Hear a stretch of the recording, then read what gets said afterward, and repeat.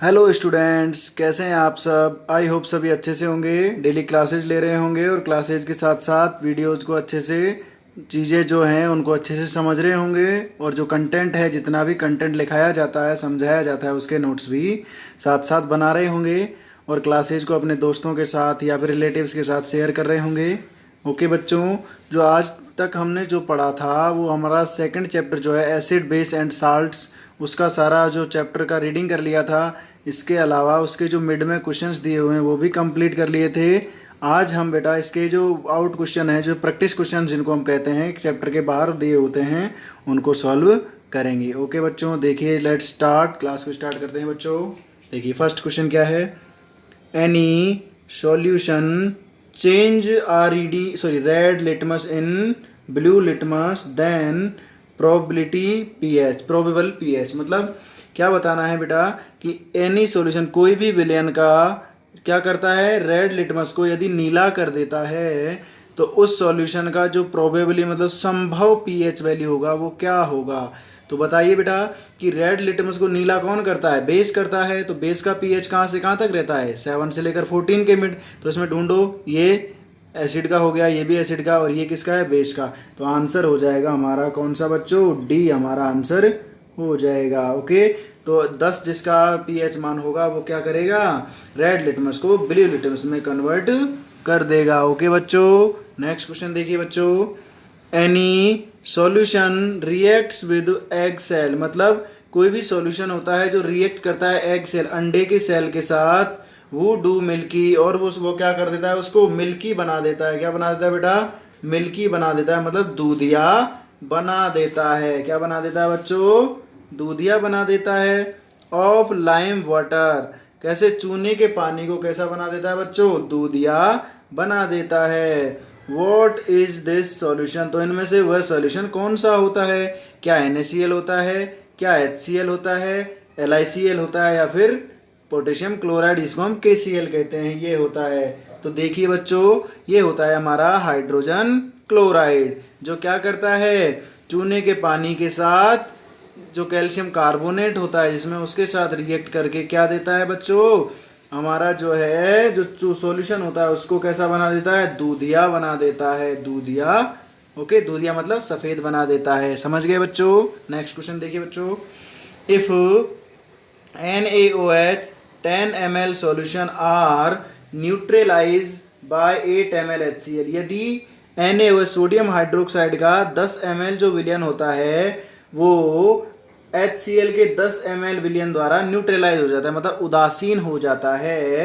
If यदि we take 20 ml NaOH, यदि हम 20 ml सॉल्यूशन लें, then find the quantity of HCl solution, तो हमें HCl जो हाइड्रोजन क्लोराइड है उसके सॉल्यूशन की क्वांटिटी निकालनी है। ओके बच्चों, मतलब क्या समझे, यदि सोडियम हाइड्रोक्साइड का 10 ml विलयन 8 ml HCl द्वारा उदासीन हो जाता है तो क्या निकालना है बच्चों, तो 20 ml NaOH का सॉल्यूशन कितने ml HCl द्वारा न्यूट्रलाइज होगा। ओके, तो देखिए इधर 10 और 8 का रेशो निकाले, मतलब 10 का डबल हो रहा है, 20 मतलब डबल हो रहा है, तो ये भी डबल होना चाहिए।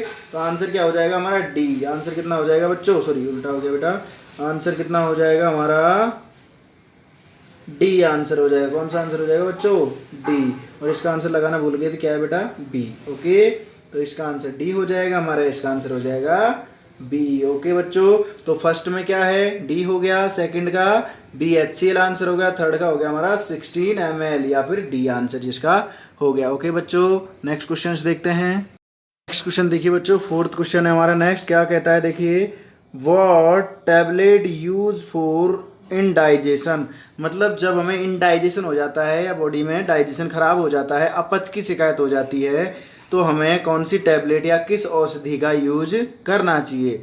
तो देखो बेटा, एंटीबायोटिक दिया हुआ है, एनाल्जेसिक दिया हुआ है, एंटी एसिड दिया हुआ है, या फिर एंटीसेप्टिक दिया हुआ है, हमने में से किसका यूज करेंगे। तो बच्चों हमने पढ़ा था कि हम क्या करते हैं, एंटी एसिड का यूज करते हैं। क्या करते हैं बेटा, एंटी एसिड्स का यूज करते हैं। मतलब बॉडी में जब हमें अपच की शिकायत कब होती है बच्चों, जब बॉडी में एसिड की मात्रा बढ़ जाती है, तो उसके लिए क्या यूज करते हैं, एंटी एसिड। मतलब कोई जो वीक बेस होता है उसका यूज किया जाता है, और तो हमें उससे क्या हो जाता है, इंडाइजेशन से राहत मिल जाती है, आराम मिल जाता है। ओके, तो हो जाएगा इसमें आंसर हमारा सी। ओके बच्चों, नेक्स्ट क्वेश्चन देखिए 5, give chemical equation for this reaction. In reactions के लिए हमें क्या देनी है, केमिकल इक्वेशन देनी है एंड बैलेंस्ड इक्वेशन, और इनको बैलेंस भी करना है। देखो फर्स्ट क्या है बच्चों, फर्स्ट दिया हुआ है डाइल्यूट सल्फ्यूरिक एसिड की रिएक्शन करवाई जाती है जिंक के साथ। किसके साथ बच्चों, कि जो तनु सल्फ्यूरिक अम्ल की अभिक्रिया जिंक चूर्ण के साथ करवाई जाती है। तो क्या होता है, तो हमारे पास सल्फ्यूरिक एसिड का फॉर्मूला होता है H2SO4, इसकी रिएक्शन करवाई हमने Zn जिंक के साथ, तो क्या बना, ZnSO4 जिंक सल्फेट बना, और प्लस H2 हाइड्रोजन गैस साथ में निकली। तो हमने पढ़ा था बेटा केमिकल एसिड के अंदर कि जब एक एसिड किसी मेटल के साथ रिएक्ट करता है तो वो क्या साल्ट के साथ क्या देता है, हाइड्रोजन गैस देता है। वही होगा बेटा, एसिड है, एसिड ने मेटल के साथ रिएक्ट किया तो एक क्या मिल गया, साल्ट मिल गया और साथ में हाइड्रोजन गैस। नेक्स्ट देखो बी, डाइल्यूट हाइड्रोजन क्लोराइड या हाइड्रोक्लोराइड विद मैग्नीशियम रिबन। मतलब यदि तनु HCl की अभिक्रिया हाइड्रोजन क्लोराइड की अभिक्रिया मैग्नीशियम रिबन या मैग्नीशियम की पट्टी के साथ करवाई जाए तो क्या होगा। तो देखो बेटा HCl हमारे पास डाइल्यूट, मैग्नीशियम की पट्टी के साथ रिएक्ट करवाई तो MgCl2 बन जाता है। क्या बन जाता है बेटा, MgCl2 बन जाता है, और हाइड्रोजन गैस साथ में निकल जाती है। Same acid react with metal then find salt and hydrogen gas. Okay, next देखिए बेटा, इसको बैलेंस कर लो, ये ऑलरेडी बैलेंस्ड है बेटा, इसको बैलेंस कर लेते हैं। देखिए HCl, इधर HCl 2 है, इधर कितना है 2, तो इसके आगे लगा देते हैं 2HCl, तो क्लोरीन बैलेंस हो गया। Mg इधर 1 है, इधर 1 है। ओके, तो ये ऑलरेडी ये हमारा कंप्लीटली बैलेंस हो गया। ये देखिए सारी की सारी हमारी कौन सी है, डिस्प्लेसमेंट रिएक्शंस हैं। कौन सी है बच्चों, डिस्प्लेसमेंट रिएक्शंस है, विस्थापन अभिक्रियाएं दी हुई हैं। नेक्स्ट देखिए बच्चों, नेक्स्ट है सी हमारा डाइल्यूट सल्फ्यूरिक एसिड, मतलब तनु सल्फ्यूरिक अम्ल की विद एल्युमिनियम डस्ट, मतलब जो एल्युमिनियम होता है एल्युमिनियम के चूर्ण के साथ यदि उसकी रिएक्शन करवाई जाए तो क्या होता है। तनु सल्फ्यूरिक अम्ल की अभिक्रिया एल्युमिनियम के चूर्ण के साथ करवाई जाए तो क्या घटित होगा। देखो जब H2SO4 है हमारे पास, एल्युमिनियम के साथ रिएक्ट करवाया तो एल्युमिनियम सल्फेट प्राप्त हुआ। क्या मिला बेटा, एल्युमिनियम सल्फेट Al2SO4 का whole thrice plus hydrogen gas. Okay, तो वही acid react with metal then find salt and hydrogen gas. Okay, next question देखिए बेटा, फोर्थ है इसका, dilute hydrochloric acid with iron Fe, मतलब जो डाइल्यूट है तनु हाइड्रोक्लोरिक अम्ल है वो रिएक्ट करता है किसके साथ बच्चों, आयरन के साथ, लोहे के साथ। तो क्या होता है, जब HCl ने रिएक्ट किया लोहे के साथ तो FeCl3 फेरस क्लोराइड बना। क्या है बेटा, ये है हमारा फेरस क्लोराइड। ओके, कौन सा है, फेरस क्लोराइड। ठीक है, तो क्या बना, HCl ने Fe के साथ रिएक्ट किया तो फेरस क्लोराइड बन गया और साथ में हाइड्रोजन गैस बाहर निकल गई। समझ गए बच्चों। इसी तरह से इसका नाम क्या है, इसका नाम है हमारा एल्युमिनियम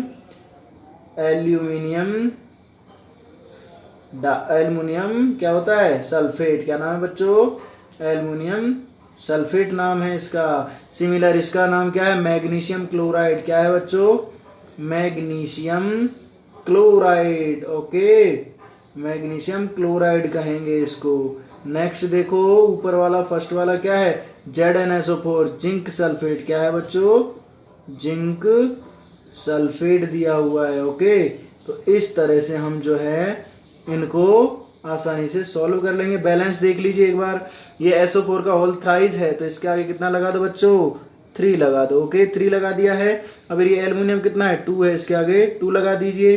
अब हाइड्रोजन कितने हो गए चेक कीजिए, 6 हो गए, इधर 2 है तो इसके आगे 3 लगा दीजिए। ये बैलेंस हो गई। सिमिलर इसको चेक कर लीजिए, ये FeCl3 है, इधर HCl अकेला है तो इसके आगे 3 लगा देंगे, नहीं होगा बैलेंस। ठीक है, इधर कितना हाइड्रोजन 2 है, इधर कितना है 1 है तो इसके आगे, इधर इसके आगे 2 लगा दें और इसके आगे 6 लगा दें और इसके आगे फिर तो हो जाएगा। देखो 6 क्लोरीन हो गए हाइड्रोजन 6 हो गए तो इसके आगे हम लगाना पड़ेगा 3।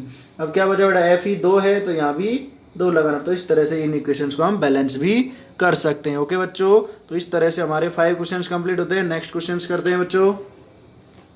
नेक्स्ट क्वेश्चन देखिए बच्चों, alcohol and glucose compounds have hydrogen, मतलब एल्कोहल और ग्लूकोज कंपाउंड यौगिक जो होते हैं उनमें भी हाइड्रोजन होता है, बट लेकिन these are not classified as acid, उनको हम अम्ल की तरह ट्रीट नहीं करते हैं या फिर उनको अम्ल की तरह वर्गीकृत नहीं किया गया है। समझाइए या एग्जाम्पल दीजिए। ओके बेटा, देखिए स्टूडेंट्स, वी नो दैट, हम जानते हैं acids give H plus ion इन एक्वाटिक सॉल्यूशन, एसिड जो रहते हैं वो एक्वाटिक जो पानी मतलब जलीय विलयन होता है उसमें H प्लस आयन देते हैं। And alcohol and glucose give OH, और एल्कोहल और ग्लूकोज जो होता है वो एक्वाटिक सॉल्यूशन में OH माइनस आयन देते हैं। सो वी कंपाउंड या सॉरी बेटा इसको लिखो दोज, इसको लिखोगे, so those compound give H plus ion in water solution, वो आर कॉल एसिड, मतलब जो सॉल्यूशंस क्या करते हैं वाटर सॉल्यूशन में H प्लस आयन देते हैं उन्हें हम एसिड कहते हैं, अम्ल कहते हैं। But those are compound give OH minus, जो OH माइनस देते हैं उन्हें हम बेस कहते हैं। तो क्या समझे बेटा कि अम्ल के लिए क्या कंडीशन जरूरी है कि अम्ल को जो है वो वाटर सॉल्यूशन में या जलीय विलयन में H प्लस आयन देता है, बट एसिड उस बेस जो है वो जलीय विलयन में OH माइनस आयन देता है। जो सॉल्यूशन H प्लस आयन देगा वही एसिडिक प्रॉपर्टी, एसिडिक नेचर दर्शाएगा, और जो OH माइनस देगा वो बेसिडिक नेचर दर्शाएगा। इसीलिए ग्लूकोज और अल्कोहल OH आयन देने के कारण ये एसिडिक प्रॉपर्टी में डिफाइन नहीं किए गए हैं, क्लासिफाई नहीं किए गए। ओके बच्चों, नेक्स्ट क्वेश्चन देखिए, why pure water not flow of electricity when rainy water flows, मतलब प्योर वाटर जो होता है, जो आसुत जल जिसको कहते हैं, क्या कहते हैं बच्चों, आसुत जल या आश्वित जल भी इसको हम कहते हैं, प्योर वाटर, ठीक है। तो उसमें मतलब इलेक्ट्रिसिटी का फ्लो क्यों नहीं होता है, बट जबकि रेनी वाटर जो होता है, जो बरसात का पानी होता है, उसमें क्या हो जाता है बच्चों, इलेक्ट्रिसिटी का फ्लो हो जाता है। देखो answer, because pure water have no any impurity, जो प्योर वाटर होता है, जो आश्रित जल होता है, उसमें कोई भी इम्प्योरिटी नहीं होती है, अशुद्धि नहीं होती है, मतलब उसमें वो गंदा नहीं होता है, भद्दा नहीं होता है, ठीक है। सो इसीलिए there are not, sorry double बार लिख दिया बेटा, there are not flow electricity, इसलिए उसके अंदर इलेक्ट्रिसिटी का फ्लो नहीं होता है, क्योंकि बेटा करंट के फ्लो के लिए नेसेसरी है कि कोई भी सॉल्यूशन जो है वो कैसा होना चाहिए, इम्प्योर होना चाहिए। कैसा होना चाहिए, इम्प्योर, अशुद्ध होना चाहिए। लेकिन प्योर वाटर जो अशुद्ध जल होता है वो प्योर होता है, और ये प्योर होने के कारण ही उसमें इलेक्ट्रिसिटी का फ्लो नहीं होता, करंट फ्लो नहीं होता। लेकिन जैसे ही जो रेनी वाटर होता है उसके अंदर क्या होता है, बहुत सारी अशुद्धियाँ, इम्प्योरिटी मिक्स हो जाती है, और इम्प्योरिटी के कारण उसके अंदर इलेक्ट्रिसिटी का फ्लो हो जाता है। देखो आगे,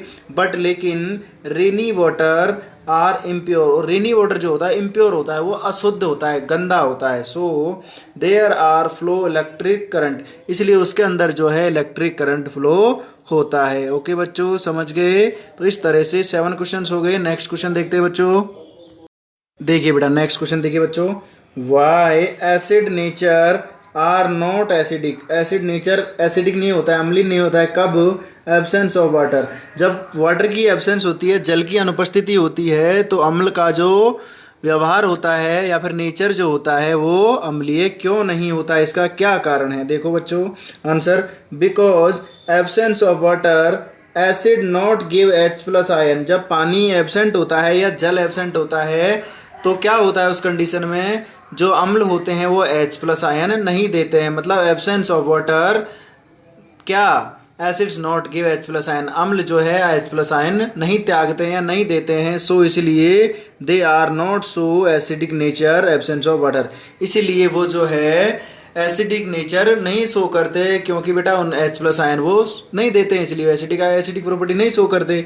इसीलिए इनको एसिडिक नेचर का पता करने के लिए इनको लिक्विड फॉर्म में या वाटर सॉल्यूशन के अंदर मेल्ट करना जरूरी होता है। ओके बच्चों, नेक्स्ट क्वेश्चन देखिए, इन गिवन सॉल्यूशंस दिए हुए हैं कौन कौन सा, A B C D और E, are pH value given that respectively, इनकी pH वैल्यू दी हुई है 4, 1, 11, 7 और 9।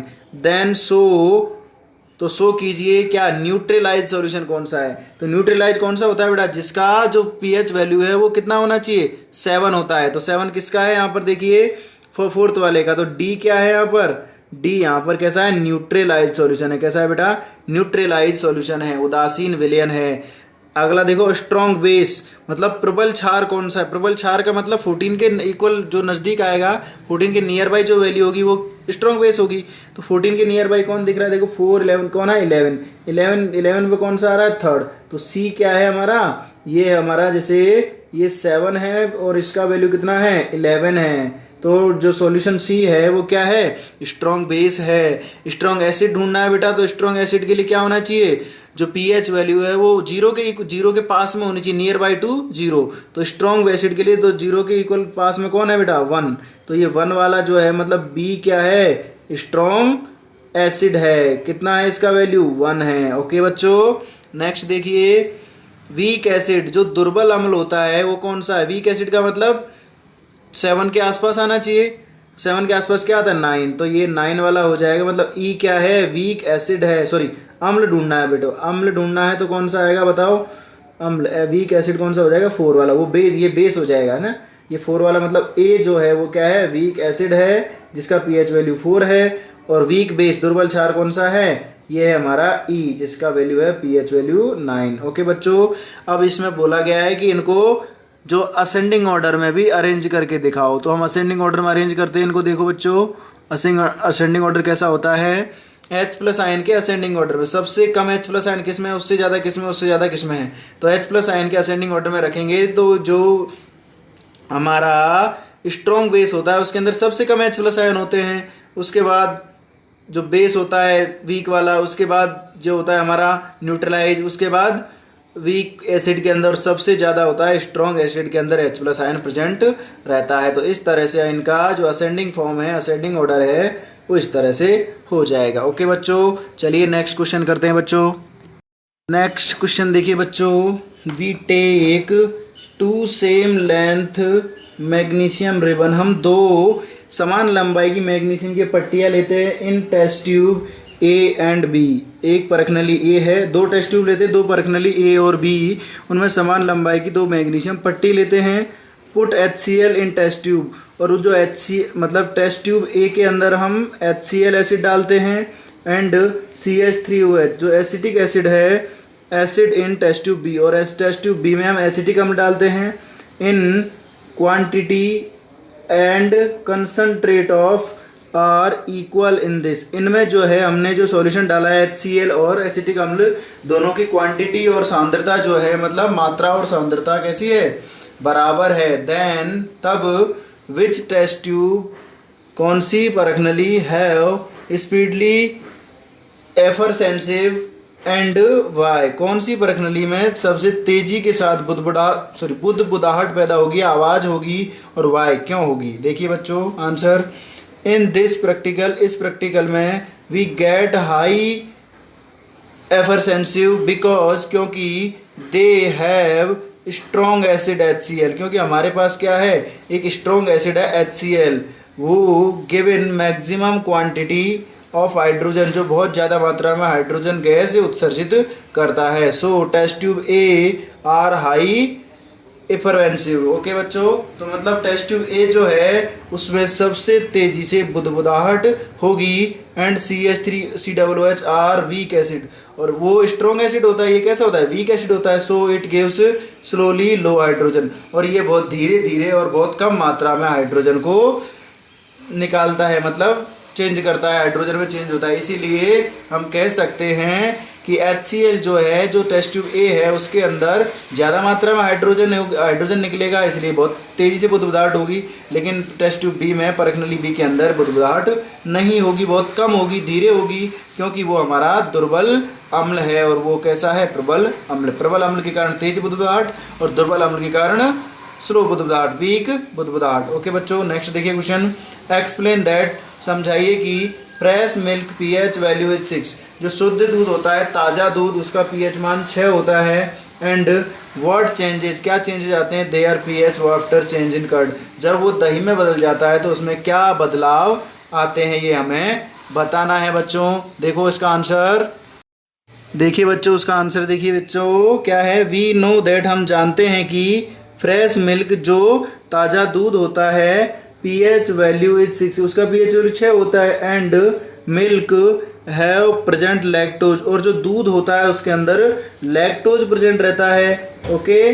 बट आफ्टर AFTER, सॉरी बच्चों, आफ्टर चेंज इन कर्ड, जब वो दही में बदल जाता है तो it's pH value are change, तो उसकी pH वैल्यू भी चेंज हो जाती है नियर बाई टू जीरो। किस तरफ चली जाती है? जीरो की तरफ चली जाती है। क्यों जाती है बेटा? क्योंकि ये जो सॉल्यूशन है ये और ज़्यादा एसिडिक बन जाता है। कैसा बन जाता है? एसिडिक बन जाता है, okay. And lactose are changed in lactic acid, और जो लैक्टोज होता है वो दही बनने के बाद लैक्टिक एसिड में चेंज हो जाता है। So curd are change in more acidic solution, इसलिए कर्ड जो है और ज़्यादा, पहले कम एसिडिक रहता है दूध, लेकिन जो कर्ड होता है वो और ज़्यादा एसिडिक सॉल्यूशन में इसको चेंज हो जाता है, तब जा करके कर्ड या दही बनता है। ओके बच्चों, समझ गए? मतलब शुद्ध जो दूध होता है, ताज़ा दूध, उसका pH वैल्यू 6 होता है, लेकिन जैसे ही उसमें लैक्टोज प्रेजेंट होता है, लेकिन जैसे ही उसमें हम दही जमाते हैं, उसका दही जमाते हैं, कर्ड जमाते हैं, तो उसमें जो क्या होता है, उसका pH वैल्यू 0 की तरफ हो जाता है, मतलब H+ आयन ज़्यादा हो जाते हैं, और इसके कारण वो और ज़्यादा एसिडिक हो जाता है। इसलिए दही हमें खाने में कैसा लगता है बच्चों? खट्टा लगता है। ओके, नेक्स्ट क्वेश्चन देखिए बच्चों। ए मिल्कमैन, एक दूध वाला melt baking soda in milk, एक दूध वाला जो है दूध के अंदर क्या मिलाता है? बेकिंग सोडा मिलाता है। देन तब क्या होता है? देखो, fresh milk pH value are change, जो ताज़ा दूध होता है उसका pH वैल्यू चेंज हो जाता है। इट्स आर मेड बेसिटिक, और वो कैसा बन जाता है? क्षारीय बन जाता है। क्यों बनता है, इसका कारण हमें बताना है। देखिए बेटा आंसर, इट मेड बेसिटिक, वो क्षारीय बन जाता है बिकॉज, क्योंकि baking soda are a base, baking soda क्या है बच्चों? एक बेस है। वो रिएक्ट्स विद वीक एसिड, जो क्या करेगा? Weak acid. और जो 6 नंबर पे आता है वो कैसा होता है बेटा? वीक एसिड होता है, दुर्बल अम्ल होता है, जो दुर्बल अम्ल के साथ अभिक्रिया करेगा एंड दैट इन बेसिटिक सॉल्यूशन, और उसको एक क्षारीय विलयन में या बेसिटिक सॉल्यूशन में कन्वर्ट कर देगा। समझ गए बच्चों? तो बेकिंग सोडा क्या होता है? बेस होता है, इसलिए वो एसिड मतलब वीक एसिड के साथ रिएक्ट करके वीक क्या बना लेता है? बेस बना लेता है, और इस तरह से वो चेंज हो जाता है। ओके बच्चों, नेक्स्ट क्वेश्चन देखिए। Why milk more than 4 made to curd, why milk more time 4 made to curd, मतलब दूध जो है वो दही बनने में ज़्यादा समय क्यों लेता है? इसका क्या कारण है, ये हमें बताना है।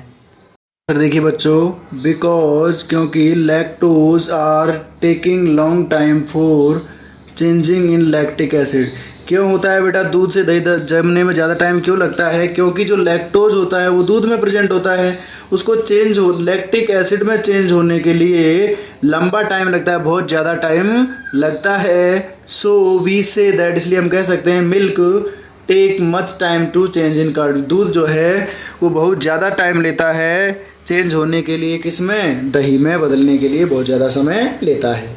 नेक्स्ट देखिए बेटा, why put POP plaster of Paris जो होता है in air resistant container, explain that. मतलब जो POP होता है प्लास्टर ऑफ पेरिस, उसको हम वायुरोधी बर्तनों में, मतलब जहाँ पर हवा बिल्कुल भी नहीं जाती हो, ऐसे एयर रेजिस्टेंट कंटेनर्स के अंदर ही क्यों रखते हैं? क्या कारण है? तो देखो, we put plaster of Paris in air resistant container because, क्योंकि POP reacts with air, POP जो है वो एयर, हवा के साथ अभिक्रिया कर लेता है, रिएक्शन कर लेता है, and change the solid state, और किस में चेंज हो जाता है बच्चों? सॉलिड स्टेट में, ठोस अवस्था में बदल जाता है। सो फॉर लिक्विड फॉर्म, तो द्रवीय अवस्था के लिए, लिक्विड फॉर्म में रखने के लिए we put in plastic containers, इसे हम प्लास्टिक के कंटेनर्स के अंदर रखते हैं। ओके बच्चों, नेक्स्ट 14 क्वेश्चन देखिए। व्हाट इज न्यूट्रलाइजेशन रिएक्शन, उदासीनीकरण अभिक्रिया क्या होती है? गिव 2 एग्जाम्पल, इसके 2 एग्जाम्पल भी देने हैं। देखो बेटा क्या होती है neutralisation reaction. When a acid and base reacts each other, जब एसिड और बेस एक दूसरे के साथ अभिक्रिया करते हैं, दे आर न्यूट्रलाइज टुगेदर, वो एक दूसरे को या आपस में एक दूसरे को क्या कर लेते हैं?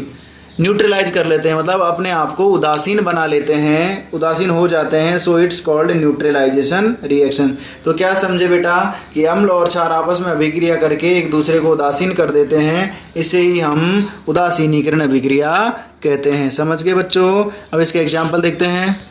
देखिए बच्चों एग्जाम्पल क्या है। HCl हमारे पास एसिड है, हाइड्रोजन क्लोराइड की अभिक्रिया NaOH सोडियम हाइड्रोक्साइड बेस के साथ करवाई तो हमें NaCl एक साल्ट मिल गया और साथ में जल मिला। तो ये किसका एग्जाम्पल है बेटा? उदासीनीकरण अभिक्रिया का या न्यूट्रलाइजेशन रिएक्शन का एग्जाम्पल हो गया। ये H2SO4 सल्फ्यूरिक एसिड एक एसिड है हमारे पास, और CaOH2 जो है एक हमारे पास क्या है बेटा? बेस है। जो कैल्शियम हाइड्रोक्साइड की अभिक्रिया जब हमने सल्फ्यूरिक एसिड के साथ करवाई तो हमें कैल्शियम सल्फेट के साथ वाटर प्राप्त हुआ। क्या प्राप्त हुआ बच्चों? वाटर।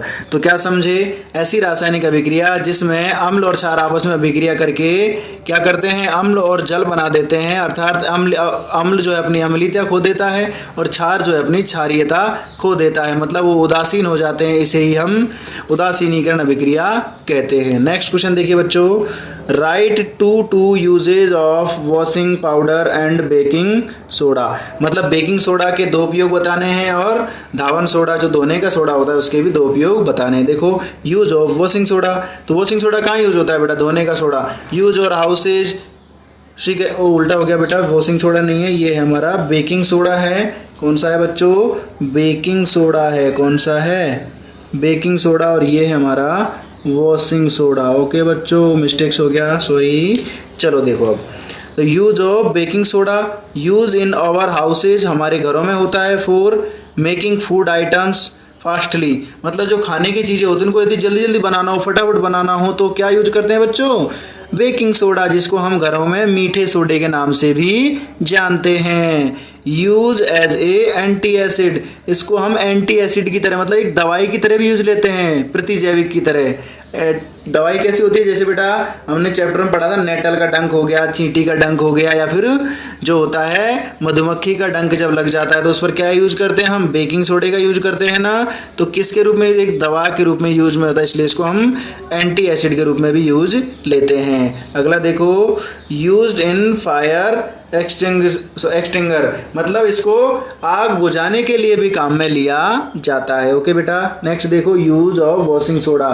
फर्स्ट है बेटा इसका use in LED, lead, paper और सोप फैक्ट्री। इसका प्रयोग कांच की, कागज की और साबुन की फैक्ट्रियों में किया जाता है। Used in made for borax, जो बोरेक्स जो होता है, जो एक सोडियम से बना हुआ धातु होता है, Na, सोडियम से बना हुआ एक पदार्थ होता है, कंपाउंड होता है, उसको बनाने के लिए भी वॉशिंग सोडा का यूज किया जाता है। Use for removing water hardness, इसके अलावा यदि स्थायी जल, वो जो कठोर जल होता है, उस कठोर जल की कठोरता को दूर करने के लिए भी इसका यूज किया जाता है। और वॉशिंग सोडे का यूज क्यों करते हैं बेटा? हमारे घरों में साफ सफाई के लिए या कपड़े धोने के लिए भी हम करते हैं ना, तो इस तरह से इन सभी चीज़ों के लिए वॉशिंग सोडे का यूज किया जाता है। ओके बच्चों, तो आज हमने हमारा चैप्टर 2 जो है एसिड, बेस एंड साल्ट्स पूरी तरह से अच्छे से पढ़ लिया है, समझ लिया है। इसके सारे क्वेश्चंस विद जो बेसिक क्वेश्चंस थे, इसके अलावा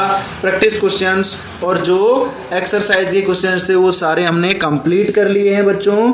अब आप इस वीडियोस को पूरा देखोगे, ध्यानपूर्वक देख करके सारे क्वेश्चंस को कंप्लीट करोगे और फर्स्ट और सेकंड चैप्टर का कंप्लीट होमवर्क करना है। साथ ही साथ पूरा का पूरा जो है वीडियो को अपने दोस्तों के साथ या अपने रिलेटिव्स वगैरह जो होते हैं उनके साथ शेयर करना है और ज़्यादा से ज़्यादा इस वीडियो को लाइक करोगे, सब्सक्राइब चैनल को भी करना है और अच्छे अच्छे कमेंट्स भी करने हैं और ध्यानपूर्वक समझदारी से अच्छे से इसको पढ़ना है। और किसी अन्य बच्चे को यदि मैथमेटिक्स या बेसिक मैथ्स को पढ़ना हो तो वो नीचे डिस्क्रिप्शन में लिंक दिया हुआ है, वो वहाँ जा कर के वो क्लास 10th की मैथमेटिक्स भी पढ़ सकता है। यदि किसी बच्चे की बेसिक मैथ मजबूत नहीं है, कमज़ोर है, तो वो वहाँ जा कर के प्लेलिस्ट में वीडियोस डाली गई हैं, वहाँ पर क्लिक करके अपनी बेसिक मैथ्स को बिल्कुल बेस से, नीचे से, बिल्कुल जड़ से अच्छे से मजबूत कर सकता है। ओके बच्चों, आज की क्लास लेने के लिए सभी का धन्यवाद, थैंक यू। नेक्स्ट क्लास में मिलते हैं बच्चों, कल हम 3rd चैप्टर पढ़ने के लिए मिलेंगे। ओके बच्चों, बाय।